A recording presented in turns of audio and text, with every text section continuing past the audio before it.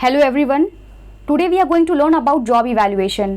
आज के इस वीडियो में हम पढ़ेंगे जॉब इवैल्यूएशन के बारे में, साथ ही साथ में हम उसके कैरेक्टरिस्टिक्स और मेथड को भी इसी वीडियो में कवर करेंगे। इससे प्रीवियस वीडियो में हमने पढ़ा था जॉब एनालिसिस के बारे में, उसके नीड, प्रोसेस और मेथड्स के बारे में। वो वीडियो आपको डिस्क्रिप्शन में मिल जाएगा। एग्जाम के पॉइंट ऑफ व्यू से वो वीडियो बहुत इंपॉर्टेंट है, आप एक बार वहाँ से चेक कर सकते हैं। अभी हम देख लेते हैं जॉब इवैल्यूएशन के बारे में कि जॉब इवैल्यूएशन क्या होता है। So what is job evaluation? Job evaluation is a systematic process.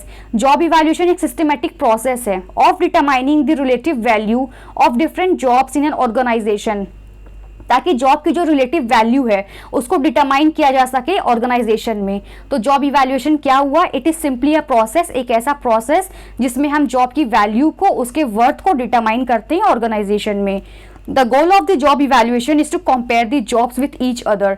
तो जो गोल होता है जॉब इवैल्यूएशन का वो ये होता है कि पहले जॉब्स को एक दूसरे से कंपेयर किया जाता है एंड डिटरमाइन एन इक्विटेबल पे, और उसके बाद एक इक्विटेबल पे, एक पे डिटरमाइन होता है उन जॉब्स के लिए। In job evaluation every job in the organization is examine. तो जो जॉब इवैल्यूएशन का प्रोसेस होता है उसमें सारे के सारे जो जॉब होते हैं ऑर्गेनाइजेशन में उन्हें पहले एग्जामिन किया जाता है, compare on the basis of responsibilities. उसके बाद उनको रिस्पॉन्सिबिलिटीज के बेसिस पे कंपेयर किया जाता है and ultimately priced according to a few feature. और उसके बाद उसको प्राइस किया जाता है, मतलब उसकी वैल्यू को डिटरमाइन किया जाता है अकॉर्डिंग टू फ्यू फीचर्स, कुछ फीचर्स के बेसिस पे। वो फीचर्स क्या हैं? Like the relative importance of the job, जैसे कि उस जॉब की रिलेटिव इंपॉर्टेंस क्या है, उस जॉब की उस ऑर्गेनाइजेशन में क्या इंपॉर्टेंस है। Knowledge, skills, ability needed to perform the job, और क्या नॉलेज, स्किल्स और एबिलिटीज की जरूरत है उस जॉब को परफॉर्म करने के लिए। The difficulty level of the job etcetera, और उस जॉब को करने के लिए क्या डिफिकल्टी लेवल को फेस करना होता है। This ensures that everyone is pay to their worth. इससे ये इंश्योर होता है कि ऑर्गेनाइजेशन में जिन लोगों को पे होता है उन्हें वर्थ पे होता है, मतलब जितना वो काम कर रहे हैं उस काम के बेसिस पर ही उन्हें पेमेंट किया जा रहा है। The advantage of the job evaluation is that it does not take into account the qualities of the job holder. जो job evaluation का सबसे बड़ा एडवांटेज होता है वो ये है कि इसमें जो जॉब होल्डर, मतलब कि जो एम्प्लॉय है उसके क्वालिटी को हम अकाउंट में नहीं लेते हैं। मतलब हमें जॉब होल्डर की क्वालिटी से कुछ लेना देना नहीं होता है, हमें सिंपली सिर्फ जॉब से मतलब होता है। हमें जॉब को इवेल्युएट करना है तो हम सिर्फ और सिर्फ जॉब के बारे में ही स्टडी करेंगे, जॉब को ही इवेल्युएट करेंगे। Job evaluation requires some basic job analysis to provide factual information about the job concerned. तो जॉब इवैल्यूएशन में जॉब एनालिसिस की बहुत ज़रूरत होती है ताकि जॉब एनालिसिस से फैक्चुअल इन्फॉर्मेशन को ले सके और उस इन्फॉर्मेशन के बेसिस पे जॉब इवैल्यूएशन हो पाए। पहले सबसे जॉब एनालिसिस होता है ऑर्गेनाइजेशन में, और फिर जॉब एनालिसिस के बेसिस पे जॉब इवैल्यूएशन होता है। जब तक जॉब एनालिसिस नहीं होता जॉब इवैल्यूएशन पॉसिबल नहीं है, क्योंकि जॉब इवैल्यूएशन हेविली डिपेंडेंट होता है जॉब एनालिसिस पे, क्योंकि जो इन्फॉर्मेशन जॉब इवैल्यूएशन के लिए ज़रूरत होती है वो सब जॉब एनालिसिस से ही मिलता है। Based on this information the job is evaluated, और उस जॉब एनालिसिस के इंफॉर्मेशन के बेसिस पे जॉब को इवैल्यूएट किया जाता है। All the job evaluation is heavily based on job analysis. तो जितनी भी जॉब इवैल्यूएशन होते हैं सब जॉब एनालिसिस पे डिपेंडेंट होते हैं, हेविली डिपेंडेंट होते हैं। सो हमने पढ़ लिया जॉब एनालिसिस के जॉब इवैल्यूएशन के बारे में। जॉब इवैल्यूएशन क्या होता है? तो simply it is a process, एक ऐसा प्रोसेस जिसमें हम ऑर्गेनाइजेशन में जॉब को इवैल्यूएट करते हैं, मतलब उसकी वैल्यू को, उसके वर्थ को फाइंड आउट करते हैं। और वो जो जॉब इवैल्यूएशन होता है वो जॉब एनालिसिस पे हेविली डिपेंडेंट होता है। जॉब एनालिसिस से जो इन्फॉर्मेशन मिलता है उसके बेसिस पर ही जॉब को इवैल्यूएट किया जाता है। इसमें जो जॉब होल्डर की क्वालिटीज़ होती है उसको अंडरटेक नहीं किया जाता है, उसे कंसिडर नहीं किया जाता है। सिंपली हमें जॉब से मतलब है तो हम जॉब ही इवैल्यूएट करेंगे। ये हो गया जॉब इवैल्यूएशन। अब जॉब इवैल्यूएशन को समझने के बाद हम देख लेते हैं कि उसकी कैरेक्टरिस्टिक्स या उसके फीचर्स क्या होते हैं। अब हम एक एक करके इसके फीचर्स को पढ़ लेते हैं। तो जो पहला फीचर है जॉब इवैल्यूएशन का वो है job evaluation assess the job and not the job holder. तो पहली क्वालिटी यही हो गई कि जो जॉब इवैल्यूएशन है वो जॉब को एसेस करता है, मतलब कि हम जॉब को एसेस करेंगे, जॉब होल्डर की क्वालिटीज को नहीं, जॉब होल्डर को नहीं। The standard of the job evaluation और रिलेटिव नॉट एब्सोल्यूट। जो जॉब इवैल्यूएशन का स्टैंडर्ड होता है वो रिलेटिव होता है, एब्सोल्यूट नहीं होता है। रिलेटिव का मतलब हुआ डिपेंडेंट होना, मतलब जॉब इवैल्यूएशन जो है उसका स्टैंडर्ड डिपेंडेंट होता है, नॉट एब्सोल्यूट। एब्सोल्यूट का मतलब होता है इंडिपेंडेंट। तो जो जॉब इवैल्यूएशन होता है वो डिपेंडेंट होता है, इंडिपेंडेंट नहीं होता। थर्ड फीचर है the basic information on which job evaluations are made is obtained from job analysis. तो जो बेसिक इंफॉर्मेशन जॉब इवैल्यूएशन के लिए चाहिए होता है वो सब जॉब एनालिसिस से ही ऑब्टेन होता है, वहीं से हम डिराइव करते हैं। जो फोर्थ फीचर है वो है job evaluation is not done by a single person but a committee of several expert members. तो जो जॉब इवैल्यूएशन का प्रोसेस होता है वो एक सिंगल पर्सन नहीं करता है, बल्कि जो कमिटी होती है, जो एक्सपर्ट मेंबर्स से भरी एक कमिटी होती है, वो जॉब इवैल्यूएशन करती है, जिसमें बहुत सारे लोग होते हैं। Some degree of subjectivity is always present in the job evaluation. जब जॉब इवैल्यूएशन होता है तो उसमें कुछ हद तक सब्जेक्टिविटी होती है, सम डिग्री ऑफ सब्जेक्टिविटी हमेशा प्रेजेंट होती है। अब सब्जेक्टिविटी क्या होता है? सब्जेक्टिविटी का मतलब होता है कोई भी चीज जो पर्सनल ओपिनियन से इन्फ्लुएंस्ड हो। मतलब जॉब इवैल्यूएशन जो है वो लोग करते हैं, जो कमिटी मेंबर्स होते हैं, तो ऑब्वियसली वो ह्यूमन बीइंग है, और जब ह्यूमन बीइंग इवैल्यूएशन करते हैं तो ऑब्वियस सी बात है वो अपना कोई ना कोई ओपिनियन, कोई ना कोई पर्सनल ओपिनियन जरूर रखेंगे। तो इस वजह से वो जो इवैल्यूएशन, जॉब इवैल्यूएशन होता है वो सम डिग्री ऑफ सब्जेक्टिविटी उसमें प्रेजेंट होती है। Job evaluation does not fix pay scales but merely provides a basis for evaluating a rational wage structure। Job evaluation जो है वो पे स्केल्स खुद नहीं फिक्स करता है, बट एक बेसिस प्रोवाइड करता है जिसके बेसिस पे रेशनल वेज स्ट्रक्चर, एक वेज स्ट्रक्चर को फॉर्म किया जा सकता है। अब जॉब एनालिसिस को इस तरीके से, जॉब इवैल्यूएशन को इस तरीके से समझ सकते हैं कि पहले जॉब एनालिसिस होता है, फिर आता है जॉब इवैल्यूएशन, और जॉब इवैल्यूएशन के बाद पे इक्विटी, मतलब पे को डिटरमाइन किया जाता है ऑर्गेनाइजेशन में जॉब से रिलेटेड। तो ये हो गया जॉब इवैल्यूएशन की कैरेक्टरिस्टिक्स। अब हम देख लेते हैं methods of job evaluation. Job evaluation के मेथड्स क्या हैं? जॉब इवैल्यूएशन को किन मेथड से किया जाता है? तो जॉब इवैल्यूएशन को दो में डिवाइड कर सकते हैं। दो तरह के मेथड्स होते हैं। जो पहला होता है वो होता है क्वांटिटेटिव या नॉन एनालिटिकल मेथड, जो दूसरा है वो है क्वालिटेटिव और एनालिटिकल मेथड। तो दो में डिवाइडेड है, quantitative and qualitative, non analytical, analytical. अब इन दो के अंदर भी दो मेथड्स होते हैं। तो जो पहला है वो है जॉब रैंकिंग मेथड, जो कि क्वांटिटेटिव में आता है, एंड सेकंड है जॉब क्लासिफिकेशन और ग्रेडिंग मेथड। तो क्वांटिटेटिव में दो मेथड्स आते हैं, क्वालिटेटिव में भी दो मेथड्स आते हैं। तो जो क्वालिटेटिव के मेथड्स है वो है factor comparison method and point ranking method. तो टोटल जॉब इवैल्यूएशन के 4 मेथड्स हम पढ़ेंगे, जो 2 क्वांटिटेटिव का है और 2 क्वालिटेटिव का है। पहले हम देख लेते हैं क्वांटिटेटिव या नॉन एनालिटिकल मेथड। तो जो पहला मेथड क्वांटिटेटिव या नॉन एनालिटिकल मेथड में आता है वो है जॉब रैंकिंग मेथड। अब हम देख लेते हैं जॉब रैंकिंग मेथड क्या होता है। It is the simplest form of job evaluation method. ये बहुत ही सिंपल फॉर्म होता है जॉब इवैल्यूएशन का। In this method the jobs are ranked on the basis of the titles and their importance. इसमें क्या होता है, जैसे कि नाम से सजेस्ट हो रहा है जॉब रैंकिंग, इसमें जॉब को रैंक करते हैं। किस बेसिस पर रैंक करते हैं? उनके टाइटल, उनके इंपॉर्टेंस। मतलब कि कोई भी जॉब जो है वो क्या टाइटल, क्या पोजीशन होल्ड करता है, उसकी क्या इंपॉर्टेंस है किसी भी ऑर्गेनाइजेशन में, उसके बेसिस पे हम जॉब को रैंक करते हैं। Essentially higher the job ranking higher will be the pay. तो इसमें क्या होता है, जितनी रैंकिंग हाई होती है उसी के हिसाब से उसका पे भी हाई होता है। This method involves putting all the jobs in an organization in order of importance based upon their contribution towards the achievement of an organizational goal.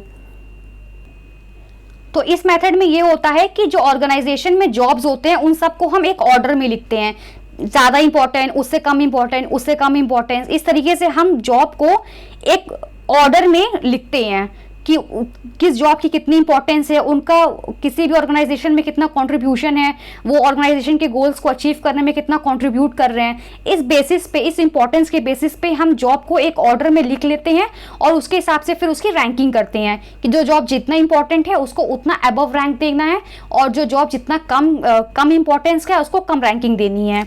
The ranking is determined by the scope of work and overall responsibility.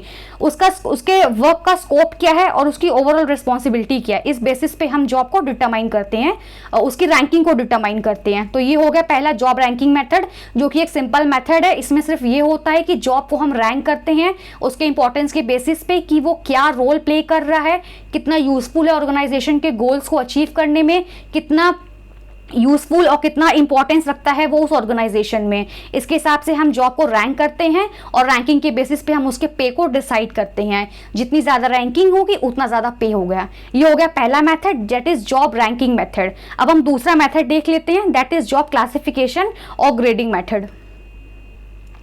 Job classification और grading method को पढ़ने से पहले हम एक बार job ranking method के merits और demerits भी पढ़ लेते हैं, क्योंकि एग्जाम में अक्सर मेरिट्स और डीमेरिट्स भी पूछा जाता है, या फिर लॉन्ग आंसर्स में अगर हम जॉब रैंकिंग मेथड्स के बारे में डिस्क्राइब कर रहे हैं तो हमें मेरिट्स और डीमेरिट्स भी डिस्क्राइब करना इंपॉर्टेंट हो जाता है। तो पहले हम मेरिट्स और डीमेरिट्स पढ़ लेते हैं जॉब रैंकिंग मेथड के।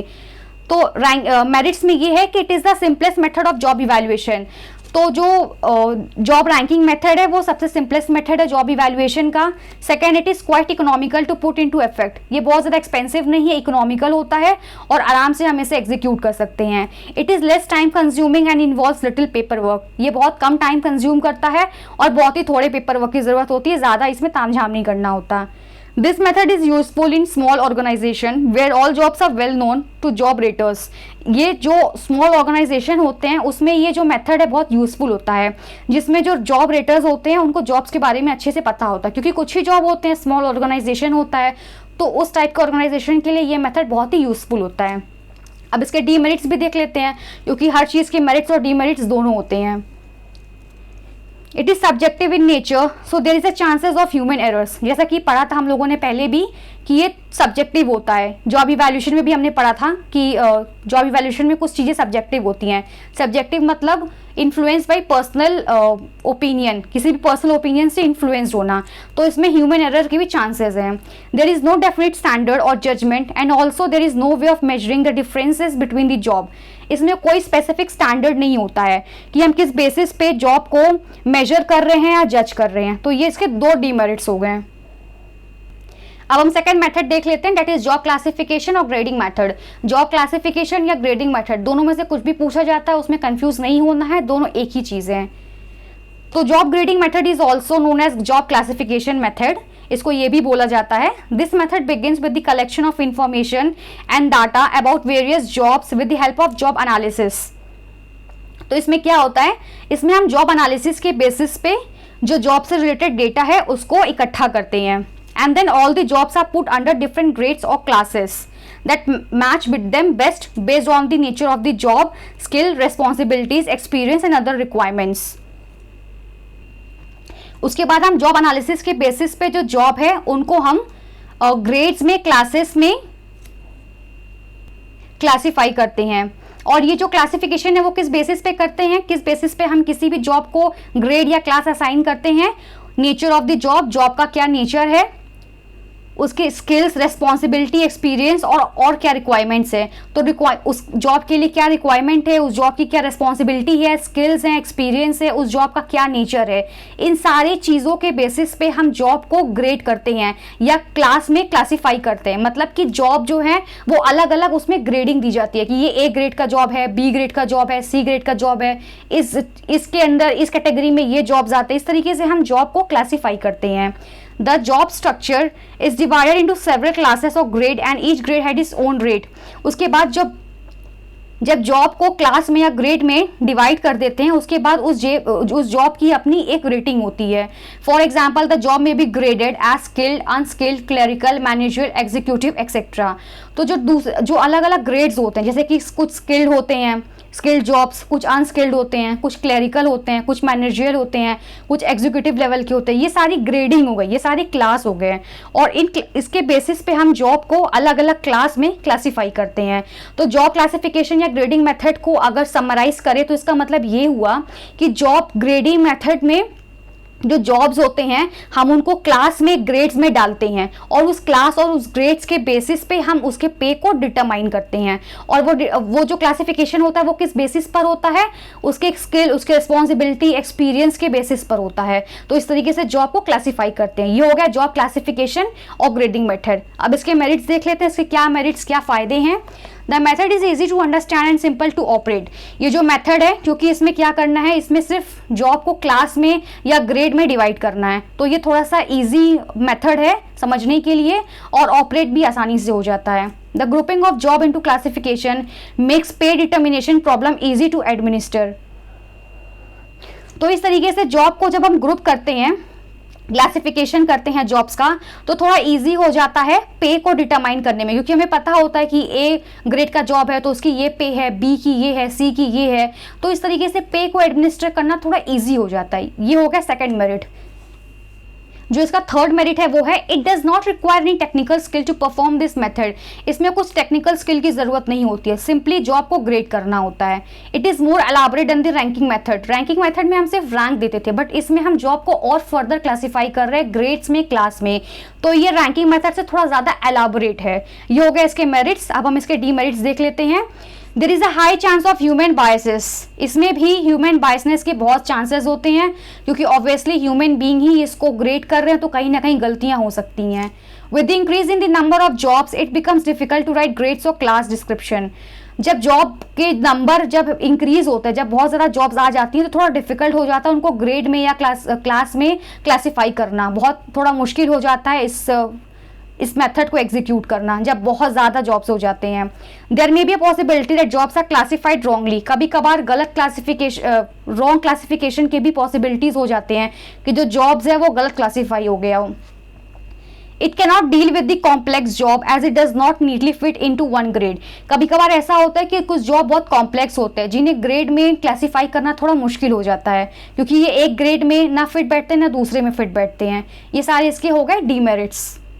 तो हमने दूसरा मेथड भी देख लिया। अब हम तीसरा मेथड देख लेते हैं, factor comparison method. Factor comparison method क्या होता है? Factor comparison method is a systematic method of evaluating a job based on various factors. इसमें क्या होता है, इसमें जॉब को इवैल्यूएट करते हैं। किसके बेसिस पे? फैक्टर्स के बेसिस पे। कुछ फैक्टर्स के बेसिस पे जॉब को इवैल्यूएट करते हैं instead of evaluating the job as one single factor. इसमें क्या होता है, इसमें जॉब के जितने भी फैक्टर्स हैं उन सबको हम कंसिडर करते हैं। ऐसा नहीं है कि सिर्फ एक सिंगल फैक्टर के बेसिस पे जॉब को इवैल्यूएट करेंगे।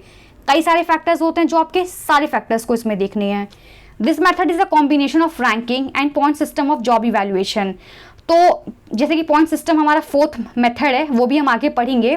तो ये जो सिस्टम, ये जो मेथड है वो रैंकिंग जो मैंने जो हम लोगों ने पहले पढ़ा उसका, और पॉइंट सिस्टम, इन दोनों मेथड का एक कॉम्बिनेशन है, इन दोनों को मिलाकर बना है। This method was developed by Eugene J Benge in 1926। तो इन्होंने इस मेथड को डेवलप किया था 1926 में। The factor comparison method evaluates job based on factors such as skills, physical efforts, mental effort, responsibility and working conditions. तो जो factor comparison method है ये जॉब को इवैल्यूएट करता है फैक्टर्स के बेसिस पे। जैसे कि फैक्टर कंपैरिजन मेथड फैक्टर से ही समझ में आ रहा है, क्योंकि नाम में ही सजेस्ट है फैक्टर कंपैरिजन, तो फैक्टर्स को ही कंसिडर किया जा रहा है। तो उसमें क्या क्या फैक्टर्स कंसिडर किया जा रहा है वो यहाँ पे मेंशन है। जैसे स्किल्स हो गए, physical efforts, mental efforts, responsibility, working condition. इन 5 फैक्टर्स के बेसिस पे किसी भी जॉब को इवैल्यूएट किया जाता है। The goal of factor comparison is to assign financial value to the various factors of job. इसमें जॉब की एक जो जॉब का कंपैरिजन होता है, जो फैक्टर्स होते हैं उन सबको एक फाइनेंशियल वैल्यू दिया जाता है इस मेथड के अंडर में सारे जॉब्स को।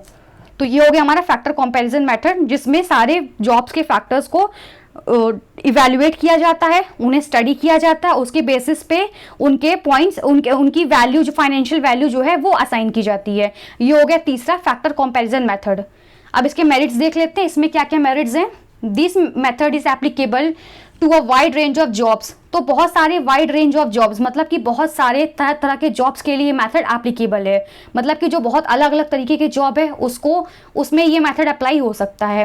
And position as the factor of comparison are same in every job, क्योंकि फैक्टर ऑफ कंपैरिजन सारे जॉब में ऑलमोस्ट सेम ही होते हैं, तो ये बहुत तरह के जॉब्स में अप्लाई हो सकता है। ये हो गया इसका पहला मेरिट। जो दूसरा मेरिट है वो है it is a fair procedure of evaluating the skills and requirement of the candidate. तो ये काफ़ी फेयर प्रोसीजर है, क्योंकि हम फैक्टर को कंपेयर कर रहे हैं और फैक्टर कंपैरिजन के बेसिस पर ही जॉब को इवैल्यूएट कर रहे हैं। तो ये काफ़ी फेयर प्रोसीजर हो जाता है। It is applicable to newly created jobs. तो सिर्फ ऐसा नहीं कि जो जॉब ऑलरेडी इवैल्यूएट हो रहे हैं सिर्फ ये उनके लिए एप्लीकेबल है।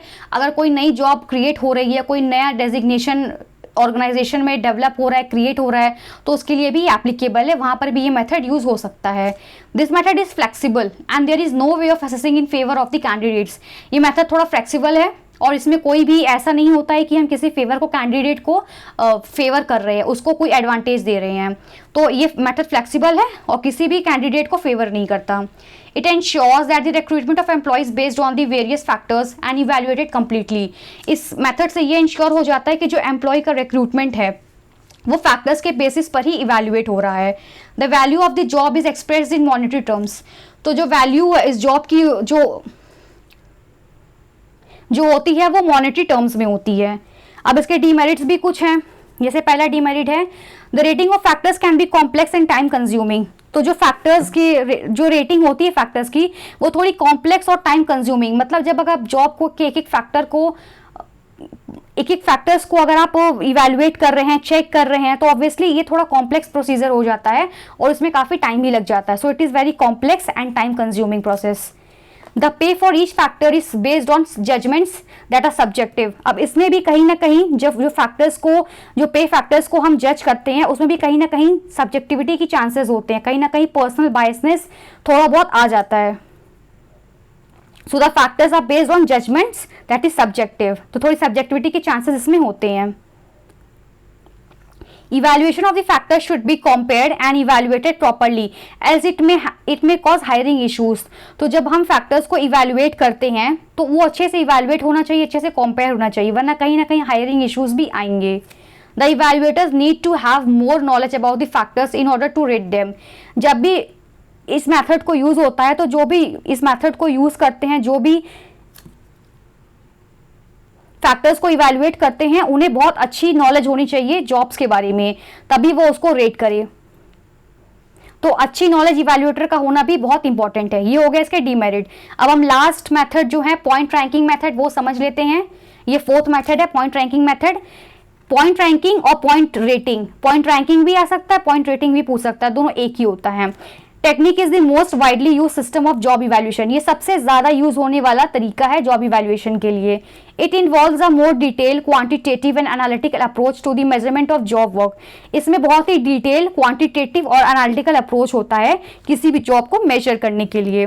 Under this methods jobs are broken down on the various of identifiable factors. इसमें जॉब्स को ब्रेक किया जाता है आइडेंटिफिकल फैक्टर्स के बेसिस पे। वो फैक्टर्स क्या होते हैं? Such as skills, efforts, training, knowledge, hazards, responsibilities and so on. इन सारे फैक्टर्स, जैसे स्किल्स हो गए, एफर्ट्स हो गए, ट्रेनिंग हो गए, नॉलेज हो गया, हजार्ड्स हो गए, हजार्ड्स मतलब रिस्क, रिस्पॉन्सिबिलिटीज हो गए, इन सारे फैक्टर्स के बेसिस पे जॉब को ब्रेक किया जाता है। मतलब उसको सेग्रीगेट, एक अपने तरीके से उसको डिवाइड किया जाता है, इसको ब्रेक किया जाता है।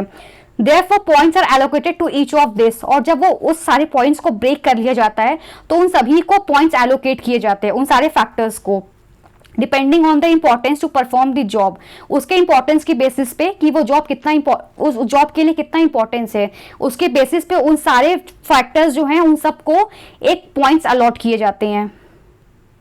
Points so allocated to various factors of jobs are summed, and then jobs with similar types of points are placed in similar pay grades। तो जो पॉइंट्स हैं वेरियस फैक्टर्स के बेसिस पे उनको सम किया जाता है, और उसके बाद जिसके जैसे पॉइंट्स हैं उनको वैसे ही ग्रेड किया जाता है। Each factor is assign points and the total number of points indicates the job ranking. तो जो उन फैक्टर्स के हिसाब से जब पॉइंट्स अलॉट होते हैं, तो पॉइंट्स के बेसिस पे जो जॉब रैंकिंग है उस हिसाब से उसकी जॉब रैंकिंग की जाती है। तो सिंपली इस मेथड में ये होता है कि जॉब्स के जो फैक्टर्स होते हैं उनको पहले ब्रेक कर लिया जाता है कि क्या क्या फैक्टर्स हैं, उसमें क्या क्या चीज़ें आती हैं, क्या क्या चीज़ों की इंपॉर्टेंस के बेसिस पे उस जॉब में रिक्वायरमेंट है, और फिर उन सारे फैक्टर्स को एक पॉइंट दिया जाता है, और जिसका जितना पॉइंट होता है उसके हिसाब से उसकी रैंकिंग होती है। ये हो गया पॉइंट रैंकिंग मेथड। इसमें पॉइंट के बेसिस पे कंपैरिजन होता है और पॉइंट्स के बेसिस पर ही जॉब को रैंक किया जाता है। जो सिमिलर पॉइंट्स वाले जॉब होते हैं उन सबको एक साथ रखा जाता है। इस तरीके से क्लासीफाई करके रैंकिंग होती है और उस रैंकिंग के बेसिस पे जॉब इवैल्यूएशन होता है। अब इसके भी अपने कुछ मेरिट्स और डीमेरिट्स हैं। जो पहला मेरिट्स है, जो पहला एडवांटेज है वो ये है, it is the most comprehensive and accurate method of job evaluation. क्योंकि बहुत ज़्यादा वाइडली यूज होने वाला मेथड है, तो ये बहुत ही काफ़ी हद तक एक्यूरेट होता है, बहुत ही कॉम्प्रिहेंसिव मेथड है जॉब इवैल्यूएशन का। Second, it is the most widely use technique and with both quantitative and analytical approach. तो ये बहुत ही ज़्यादा वाइडली यूज होने वाला टेक्निक है जिसमें क्वांटिटेटिव और एनालिटिकल दोनों ही अप्रोच होता है। Being the systematic method, workers of the organization favor this method। तो क्योंकि ये जो मेथड है वो बहुत सिस्टमेटिक है, तो वर्कर्स जो एम्प्लॉयज होते हैं ऑर्गेनाइजेशन के वो इस मेथड को बहुत ज़्यादा फेवर करते हैं। Jobs can easily be placed in distinct categories. Job को आराम से पॉइंट के बेसिस पे अलग अलग कैटेगरी में प्लेस किया जाता है। The scales develop in this method can be use for long time. जो स्केल यूज होता है, जो पे स्केल इसमें डिटरमाइन होता है, वो काफ़ी लंबे टाइम तक यूज कर सकते हैं। मतलब कि हर बार पॉइंट अलॉट करने की ज़रूरत नहीं है। एक बार पॉइंट का अलॉटमेंट हो चुका है किसी भी जॉब्स के लिए तो उसको आगे फर्दर प्रोसीड किया जाता है, आगे काफ़ी ज़्यादा यूज़ किया जाता है, तो वो लॉन्ग टाइम के लिए हो जाता है। Human judgements and biasness are minimized as this method is rarely manipulated. इसमें ह्यूमन जजमेंट और बायसनेस बहुत मिनिमाइज हो जाता है, कम से कम होता है, और बहुत ही कम चांसेस है कि इस मेथड से किसी भी चीज़ को या किसी भी फैक्टर्स को या पॉइंट को मैनिपुलेट किया जा सके। मेरिट्स के साथ साथ इसके कुछ डीमेरिट्स भी हैं। डीमेरिट्स क्या हैं? पहला है, it is both time consuming and expensive method. तो ये मेथड थोड़ा टाइम कंज्यूमिंग भी है और थोड़ा सा एक्सपेंसिव भी है। A lot of clerical work is involved in recording the rate scales. Rate scales को रिकॉर्ड करने के लिए बहुत सारे क्लरिकल वर्क की ज़रूरत होती है, थोड़ा सा कॉम्प्लेक्स प्रोसेस है ये। This system is difficult to understand for an average worker. जो एक एवरेज वर्कर है वो आसानी से जल्दी इस मेथड को नहीं समझ सकता है, थोड़ी सी डिफिकल्टी आती है उसे समझने में। Implementing the point method requires expertise in job analysis and evaluation which may not be available in all the organization. इस मेथड को यूज़ करने के लिए बहुत ही एक्सपर्टीज़ की ज़रूरत है जॉब एनालिसिस में और जॉब इवैल्यूएशन में। तो हर ऑर्गेनाइजेशन में ऐसे एक्सपर्ट्स नहीं होते हैं। तो ये हर तरह के ऑर्गेनाइजेशन में यूजफुल तो होता है, बट हर तरह के ऑर्गेनाइजेशन में ये उतना आसान नहीं होता है एप्लीकेबल कर पाना। तो ये हो गया इसके डीमेरिट्स। तो हमने मेथड्स भी कवर कर ली हैं जॉब इवैल्यूएशन के। हमने 4 मेथड्स पढ़े। पहला हमने पढ़ा जॉब रैंकिंग मेथड, जिसमें हम जॉब को रैंक करते हैं उसके इंपॉर्टेंस के बेसिस पे। जो दूसरा मेथड था जॉब क्लासिफिकेशन और जॉब ग्रेडिंग मेथड, उस मेथड में हम जॉब को ग्रेड्स में या क्लास में क्लासीफाई करते हैं, उसको डिवाइड करते हैं और उसके बेस पे उसकी रैंकिंग करके उस जॉब को इवैल्यूएट करते हैं। जो तीसरा मेथड था वो था फैक्टर कंपैरिजन मेथड, जिसमें सारे फैक्टर्स को कंसीडर करने के बाद उसे फाइनेंशियल वैल्यू देते हैं। और जो लास्ट मेथड है वो है पॉइंट रैंकिंग मेथड, जिसमें जॉब्स को पॉइंट्स एलोकेट करते हैं और पॉइंट के बेसिस पे उनका जॉब इवैल्यूएशन करते हैं। तो हमने ये 4 मेथड्स पढ़ लिए जो कि एग्जाम के पॉइंट ऑफ व्यू से बहुत इंपॉर्टेंट है। आप ये सारे नोट्स को स्क्रीनशॉट लेकर के एग्जाम के पर्सपेक्टिव से रिवाइज कर सकते हैं, रिवीजन के लिए इसका स्क्रीनशॉट ले सकते हैं। तो आज के लिए सिर्फ इतना ही। हमने आज का जॉब इवैल्यूएशन पूरा पढ़ लिया है। नेक्स्ट वीडियो में हम पढ़ेंगे जॉब डिज़ाइन के बारे में। तो till then stay tuned. All the best for your exams.